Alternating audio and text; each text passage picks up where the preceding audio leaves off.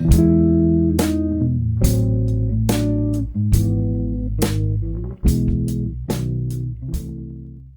ora, I'm Erin J. Doyle. Welcome to my channel. I figure it's about time I give you an update on how I'm going for Camp NaNo. Not well. I should probably actually just completely abandon it. I should have thought this about 2 weeks ago. Like, I think I was probably only a couple of days into July when I realised that I was being ridiculous, but I'm trying to persevere and oh god, it's such a waste of energy. The reason I'm having a problem, I think, is because July, August is always my horrifically busy at work period every year. And then this year, I have a whole bunch of field work. Now, I originally, when I mentioned this in a video ages ago, I said I had 90 field visits for winter. It turns out I only have 45, but that's because the other 45 are going to be next year. So I think July next year, I'm just not going to make a plan for NaNo. I think that's what I'm going to commit to now. No Camp NaNo next year. No. Because I'm just... the field work does usually fit in within my usual work hours, but there's a whole bunch of driving, and even though I'm a passenger for all of the driving, I'm like staying awake and chatting to the person who is driving so they aren't suffering too much, and it means sometimes I'm kind of trapped in a meeting in the car because obviously I'm driving with colleagues and we start discussing things, and then I find out a couple of days later, remember that I like agreed to do shit for them in the course of the driving for hours. And then you know, the work itself can be quite physically uncomfortable just because it's winter, so obviously things are not the ideal temperature.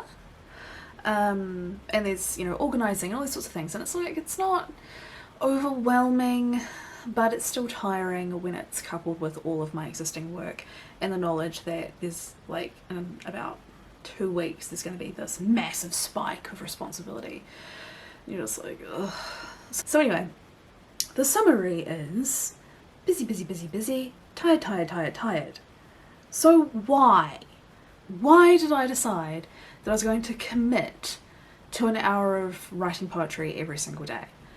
Like, I'm getting home and I'm supposed to be sitting a timer for an hour, opening up that folder and writing a poem or editing a poem if I don't want to write a new one.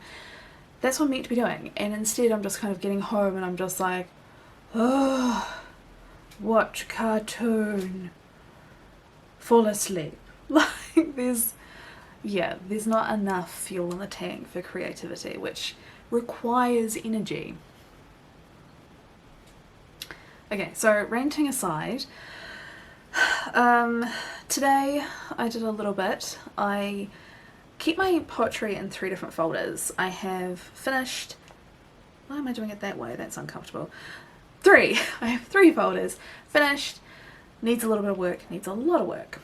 So what I did today was go through the needs a lot of work folder, and I read through at least 25 separate poems. Some of them I made small edits to.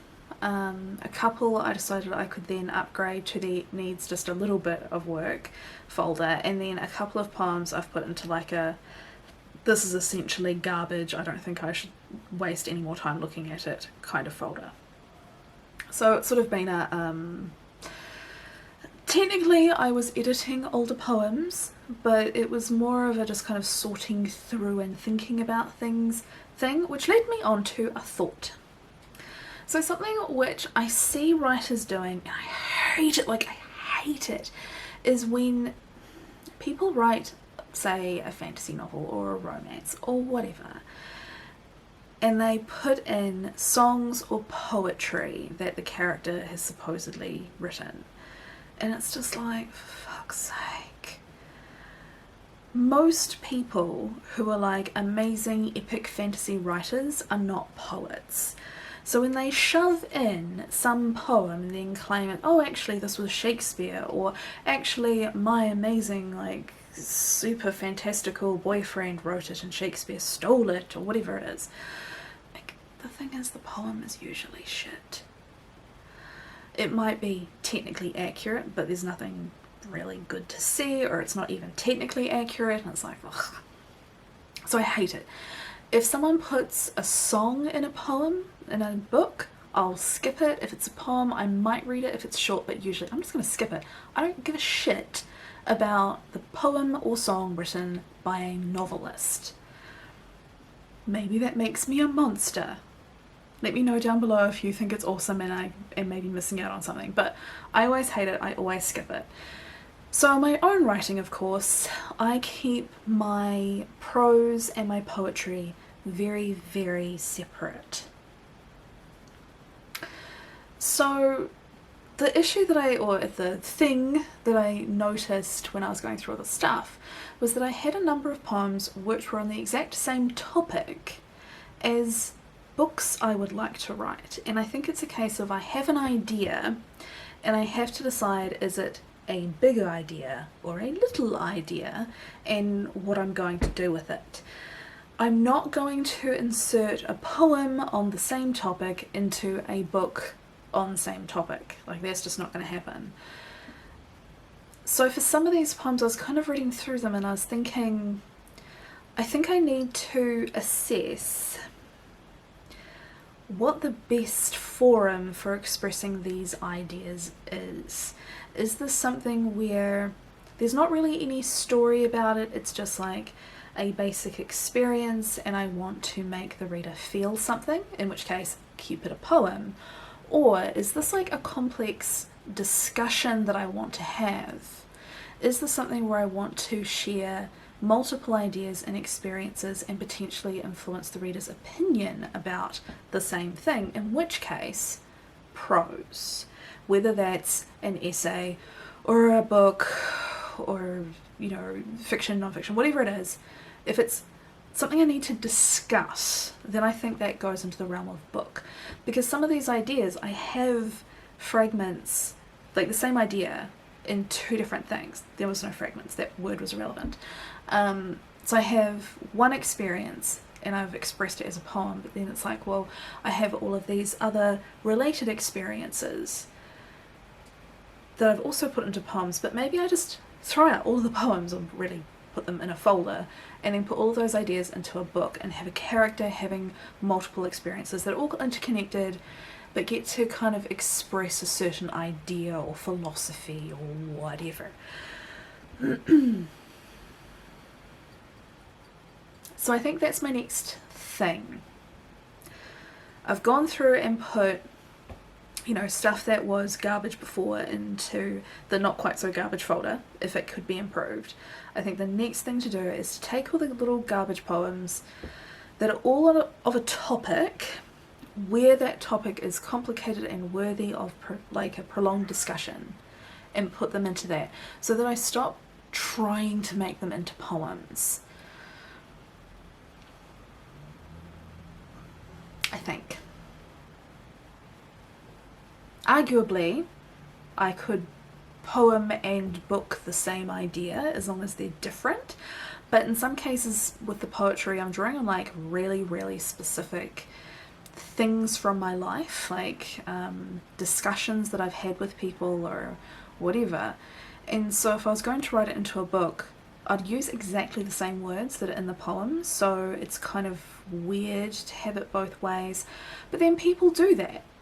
Like, people write a short story and publish it, and then several years later turn it into a full-on novel and publish it, and that's not weird. So maybe I'm overthinking this. Let me know what you think down in the comments below, please, because I don't know. I just said something so accidentally dodgy, I had to stop filming and just start again. Oopsie. Anyway, in other news, I have submitted 5 poems for publication with a New Zealand journal. So this journal accepts up to 5 poems, and I decided 5 poems it will be. In terms of my plan to gain 25 rejections, even though this was a singular submission, I'm going to consider this 5 submissions, because they could, you know, accept 1, reject 4, at which point I would count that as 4 rejections. So that's what I've decided with that. So I thought, cool, we'll send 5. So suddenly I've made significant progress towards working towards, oh god. I have made significant progress towards my goal of getting 25 rejections by the end of the year. So that's been good. I have actually done something. That isn't really the Camp Nano goal, but it's vaguely related. So I'm going to feel that I have achieved stuff. Unfortunately, that is everything I have to say about how my Camp Nano goal is going for this week. I don't know. Anyway, let me know down in the comments how your Camp Nano is going. I will go and watch your video and cheer you on or something, because clearly I ain't working towards my own goal, so I might as well like go and be enthusiastic for other people's. If you enjoyed this video, give it a like, and if you're new around here, maybe consider hitting subscribe and ringing that bell so you can stay up to date. See ya.